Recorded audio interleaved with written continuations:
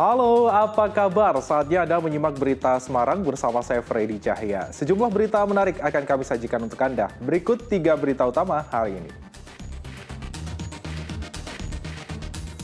Terendam banjir setinggi 2 meter, Jalan Nasional Lintas Selatan yang menghubungkan Kabupaten Cilacap dan Pangandaran terputus.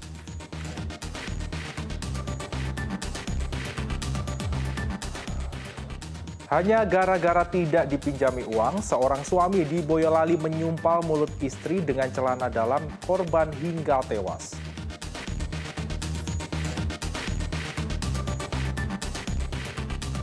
Tragis, selama 4 tahun seorang ayah di kota Semarang tega mencabuli putri tirinya sejak korban duduk di bangku SD hingga SMP.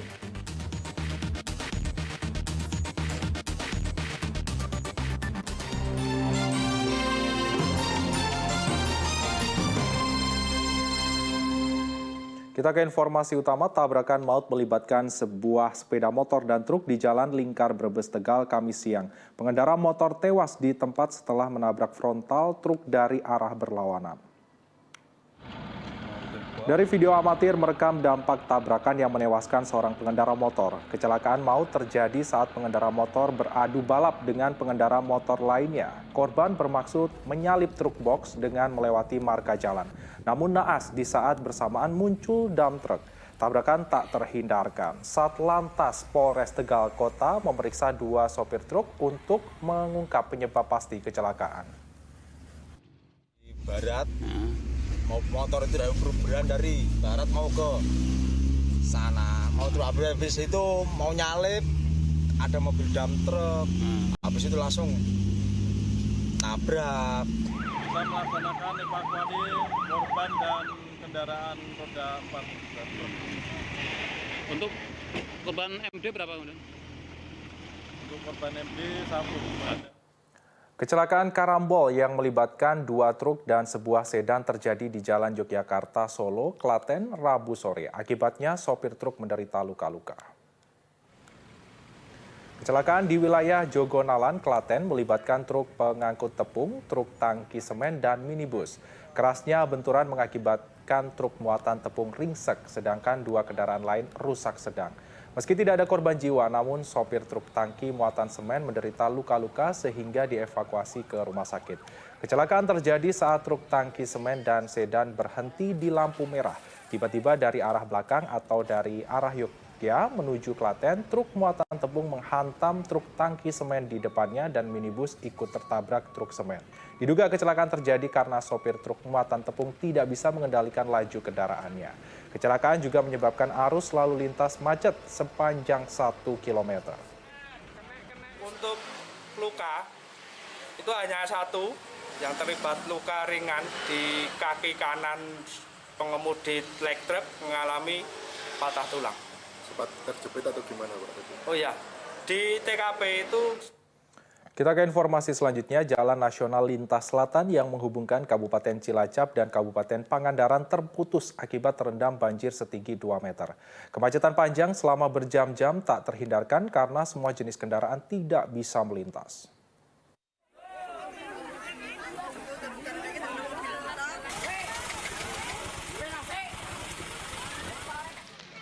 Banjir setinggi 2 meter merendam Jalan Nasional Lintas Selatan di Desa Cinyawang, Kecamatan Patimunik, Cilacap, Rabu sore. Jalan yang menghubungkan Kabupaten Cilacap dan Pangandaran praktis lumpuh total. Ratusan kendaraan dari arah Pangandaran menuju Cilacap pun tertahan selama berjam-jam. Semua jenis kendaraan tidak dapat melintas karena jalan sepanjang 100 meter telah tergenang banjir antara 1 hingga 2 meter. Banjir tidak cepat surut karena kondisi daerah ini cekung. Pengendara sempat kesal karena sebuah truk pengangkut material tetap nekat melintas sehingga terjebak. Warga pun dibuat susah karena harus bergotong royong mengangkat truk lalu ditarik oleh kendaraan lain.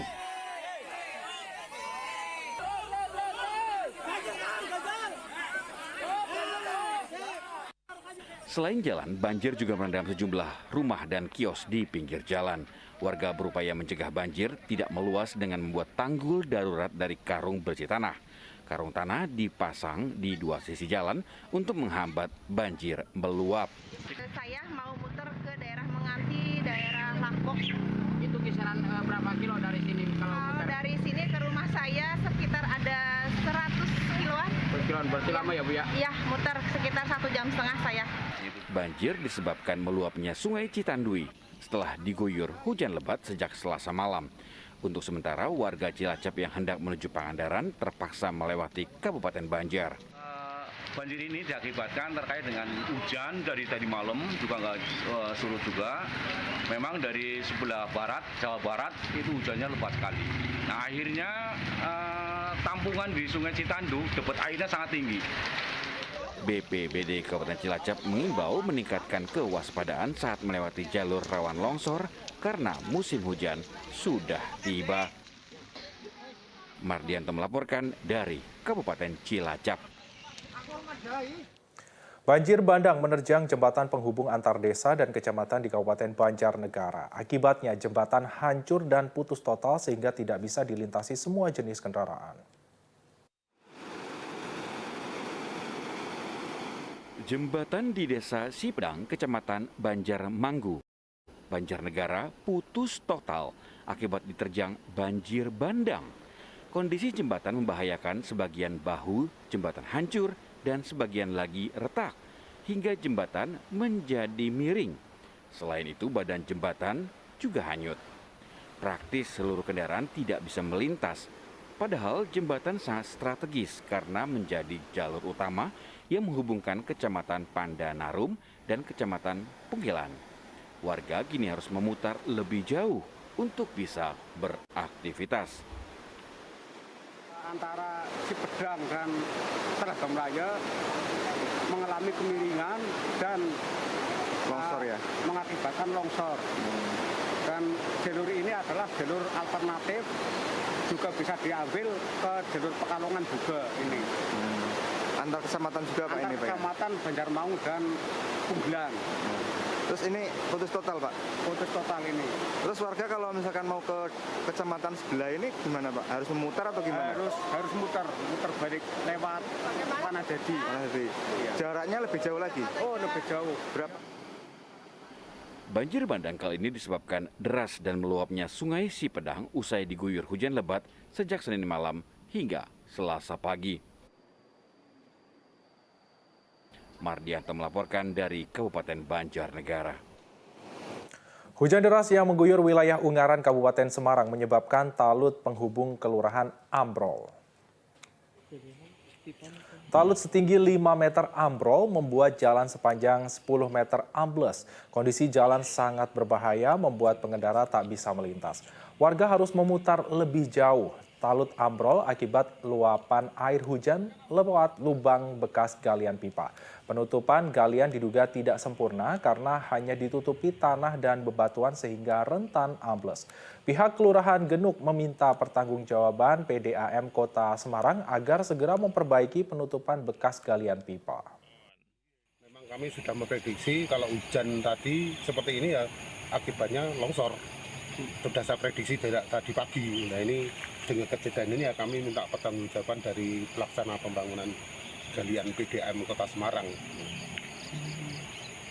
Jadi penyebabnya karena hujan gitu? Iya, karena hujan deras tadi. Sebenarnya kalau tidak ada galian gini ya mungkin tidak ada peristiwa seperti ini. Karena ini penutupannya kurang sempurna sehingga dimasuki air merembes ke talut jalan. Mengantisipasi puncak musim hujan, ratusan personil gabungan Badan Penanggulangan Bencana Daerah Kabupaten Demak menggelar apel siaga bencana. Dana 5 miliar rupiah disiapkan untuk mengantisipasi bencana.